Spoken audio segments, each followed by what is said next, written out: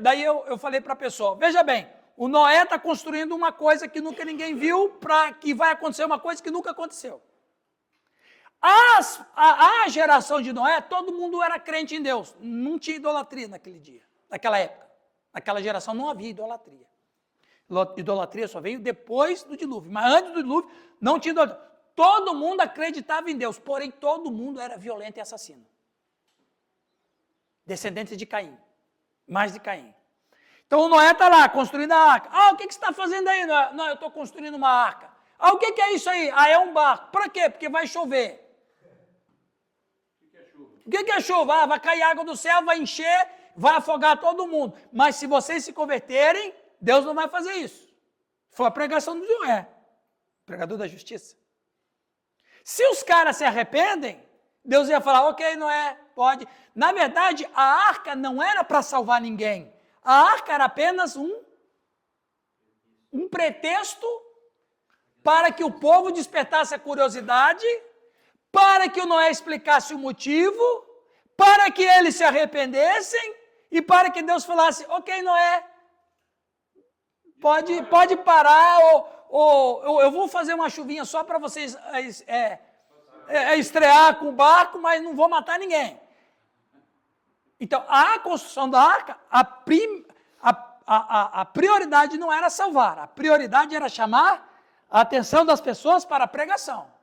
Bom, já que ninguém se arrependeu, então o plano B vai acontecer. Exato, mas é só um parênteses, é interessante. Ok, meus irmãos, então veja. Mas para concluir o Jacó, eu acredito que essa mentira tinha um pouco uma mentira, um engano. Na minha visão, foi quebrado naquele voto de Jacó, que quando... Não, então, mas aí, desculpa, Júlia, aí o Jacó, ele de fato foi um enganador mesmo. E o nome dele não desassociou mais de engano e mentira.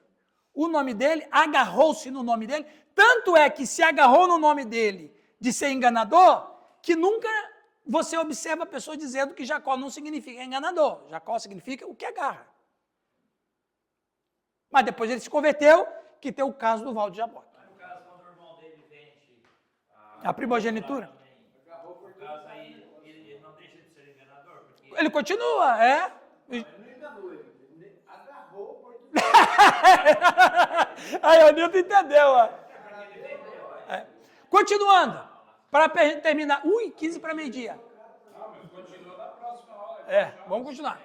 No pensamento hebraico, presta atenção, gente. No pensamento hebraico, quando amor e ódio são contrastados, eles geralmente são significados hiperbolicamente. Ou seja, exagerado. Chegar a falar, por exemplo, deixa eu dar um exemplo aqui. O Marco. Aí o Marco, a gente sabe que ele é um marido obediente, como todos nós, né? O Marco é um marido obediente, a gente sentiu isso, né, Nilton? Você está gostando? É um marido obediente, aquela coisa. Mas um dia o Marco tira a esposa do sério. Aí ela fala assim, Marco, eu tenho vontade de te matar. Ela quer matar ele mesmo? Não. O que é isso? Hipérbole. Então, quando Deus diz que odeia, não é que ele odeia. Expressões idiomáticas. A Bíblia é um livro humano. Tem expressões idiomáticas. A expressão significa simplesmente preferir fortemente uma pessoa ou coisa em detrimento da outra. Assim, por exemplo, quando Jesus disse, quem vem a mim e não odeia pai e mãe, esposa, filhos, irmãos e irmãs, sim, e até mesmo a própria vida, não pode ser meu discípulo. Como é que eu posso seguir aquele que diz que é amor, mas para mim seguir aquele que é amor, eu tenho que partir do ódio? Não tem uma contradição aí, Júnior? Eu estou vendo aí que você está orando. Tem uma condição, Larissa, não tem uma contradição aí? Como é que você vai seguir um homem que diz que é o amor, mas que para segui-lo você tem que partir do ódio? Não tem sentido. Então só tem um sentido. Qual o sentido que nós estamos vendo aqui? Hipérbole. A Bíblia está cheia de hipérbole. Uma das hipérboles mais engraçadas da Bíblia, quando Moisés vai falar para o faraó que ele vai levar o povo de Israel embora, aí uma das tentativas do faraó, não, deixa as crianças, pode levar os adultos, pode levar os velhos, deixa as crianças comigo. E o Moisés fala assim, não, todo mundo vai embora, nenhuma unha vai ficar no Egito. Uma hipérbole, nenhuma unha. Ou outra hipérbole do Jó, que ele sofreu tanto, mas tanto, que ele só escapou a pele do dente dele. O dente tem pele? Talvez ele esteja falando da clorofila, o esmalte. O Jó sabia que tinha esmalte dental, véio. O Jó não era fácil, não. A pele do dente, ele estava se referindo ao esmalte. Em outras palavras, só o esmalte do meu dente que não ficou com lepra. O resto é o que é isso? Hipérbole. A Bíblia está cheia de hipérbole. A vida dos manicures não vai ficar nem... É verdade, né? Então, não estava literalmente que devemos odiar essas pessoas. Agora, presta atenção. Esse foco nacional é enfatizado no fato de que a passagem do Antigo Testamento que Paulo cita para fazer seu ponto sobre Esaú, eu amei a Jacó, mas odiei Esaú, é explicitamente sobre o país de Edom. Alguns podem supor que o pronunciamento de Deus de que ele amava Jacó e odiava Esaú mostra que ele está falando sobre seus destinos eternos individuais, mas isso é errado. Então, a teologia determinista diz o seguinte, Deus amou Jacó, por isso salvou Jacó, e Deus odiou Esaú, por isso condenou eternamente Esaú. Não é isso que o texto trata. O texto trata de uma eleição, essa aqui. A escolha e a eleição de Deus em Romanos 9 não é para a vida eterna, mas para vocação, missão, propósito e serviço. Com relação ao Messias, exatamente. Como o Sérgio estava falando comigo agora no intervalo. Mas por que Israel nasceu? Deus precisava de só uma nação para adorar ele? Não faz sentido. Não faz sentido. Vemos que o processo de Deus de endurecer alguns e ter misericórdia de outros não é arbitrário. Preste atenção no labirinto. Deus expressa severidade para com aqueles que caíram, a nação de Israel, mas bondade para com vocês, crentes, desde que continue em sua bondade. Deus tem misericórdia das pessoas e as endurece em resposta à sua crença ou descrença. Aqui está o âmago da questão. Então, Deus endurece o coração da Suzy. Por quê? Não, a Suzy não crê em Deus porque Deus endureceu o coração dela. Não. A Suzy por si só rejeitou Deus. Então, tá bom, já que você me rejeitou, seu coração está endurecido. É esse o sentido. E a bondade de Deus vai para aquele que já se arrependeu. Então, quem se arrependeu não é porque Deus escolheu ele para se arrepender. Não, ele se arrependeu, então Deus confirma isso nele. Essa misericórdia nele. Entendendo, Giovanni? Eu sei que essa informação é nova. Né? Porém, é necessário uma apresentação assim. Deus endureceu o coração de Faraó. Né? Não, eu vou chegar lá agora. E ele está disposto a mudar de ideia, presta atenção, Deus está disposto a mudar de ideia sobre o endurecimento e a misericórdia se as pessoas mudarem. Aí você fala, não, mas Deus não muda de ideia. Não, Deus muda conforme for, ele muda. O Abraão, ele vai destruir Sodoma, diz, eu vou destruir Sodoma. Aí o Abraão roga e diz, se tiver 10 justos, não, aí eu não destruo. Como é que Deus age? Deus age de acordo com a resposta que você dá para ele.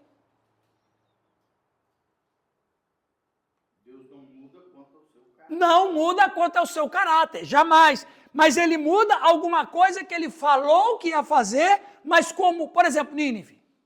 Vou destruir Nínive. Ô Jonas, vai lá, prega para eles, diz que eu vou destruí-los. Exato, mas se eles se arrependerem, não vou destruir. Quando Ezequias pôr a casa em ordem. Exatamente. Você vai morrer.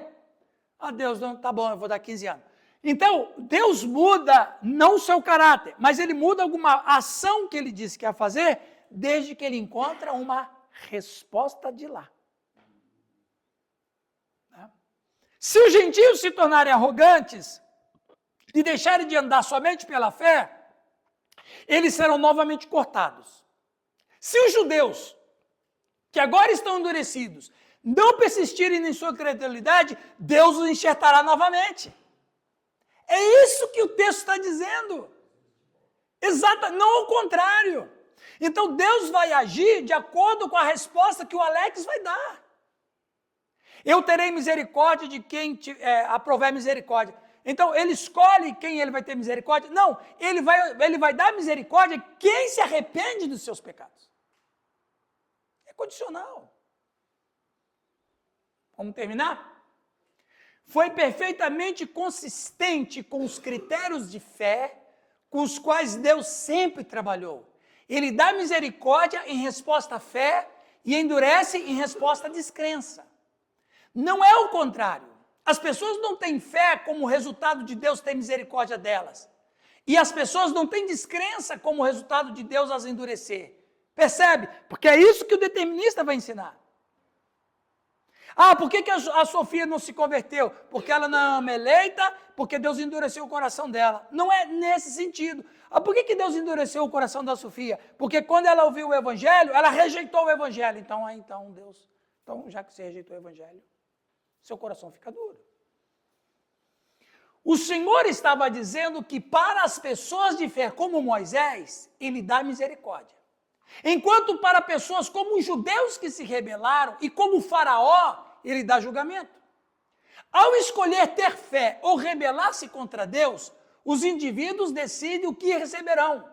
Eles determinam se Deus os moldará em um vaso de misericórdia ou um vaso preparado para a destruição. Então, essa decisão não é de Deus, essa decisão é da pessoa. Ponto. É isso o texto está dizendo isso. Olha aí o que você falou. Alguém lê para nós, por favor? Estamos terminando. Eu leio. Não devemos pensar que Deus persuadiu um faraó relutante e bondoso a ser duro com Deus e Israel. Ao endurecer o coração do faraó, Deus simplesmente permitiu que o coração de faraó seguisse a sua inclinação natural. Sabemos que o faraó endureceu o seu próprio coração de acordo com Êxodo 7. Ou seja, Deus, já que ele endureceu, já que o faraó foi para a incredulidade, então Deus se retira e o coração dele já segue a inclinação natural.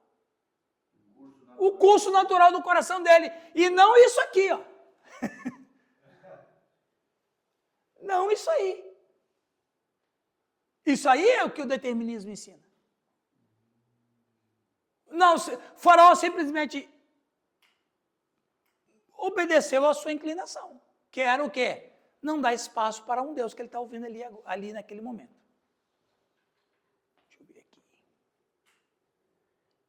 Ok, pessoal. Vamos parar aqui no...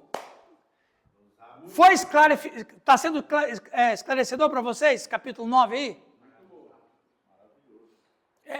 Não é fácil não, mas a gente, com a graça de Deus, a gente chega lá. Hã? Sair como... Fica umas... mas é isso aí mesmo. Amém, meus irmãos?